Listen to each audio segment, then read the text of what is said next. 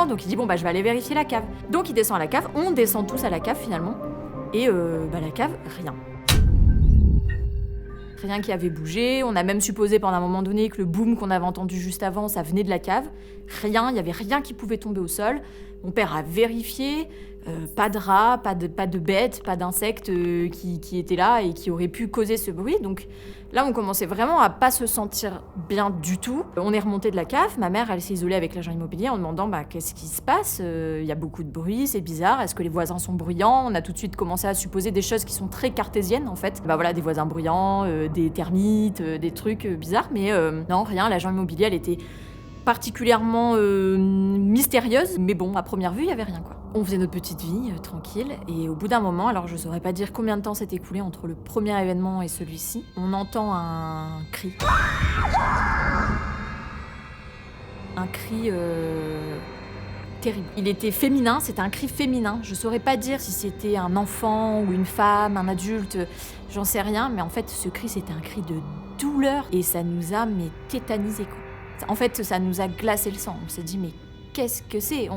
On a paniqué, donc on a regardé. On s'est dit, peut-être que c'est un voisin qui a laissé une fenêtre ouverte et donc du coup on entend. Peut-être qu'il y a un parc à côté avec des enfants qui crient. Mais enfin, le cri était tellement atypique et spécial. Peu importe ce qui pouvait être l'explication à ça, c'était limite pas possible, quoi. Enfin, ce qu'on avait entendu, c'était trop bizarre. On a continué la visite. Et au bout d'un moment, on entend, au bout de, je sais pas, 30 minutes peut-être, on réentend quelque chose qui claque. Alors, est-ce que c'était une porte de placard, une porte tout court, un autre truc qui tombe? On ne sait pas.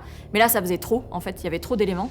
Donc ma mère s'est fâchée et elle a demandé à l'agent immobilier, elle a dit, écoutez, là, il va falloir nous dire ce qui se passe. Il y a quelque chose qui est pas normal dans cette maison, en fait. Et là, l'agent immobilier, tétanisé, qui finit par lâcher le morceau. Et en fait, elle nous explique. En fait, la maison est en vente depuis 6 mois, 1 an à peu près. Parce que dans cette maison, il y a eu un drame dont tout le monde a entendu parler, sauf nous, puisque nous, on habitait dans le sud à ce moment-là, donc c'était pas du tout une histoire qui nous était revenue. Il y a eu un suicide collectif, en fait.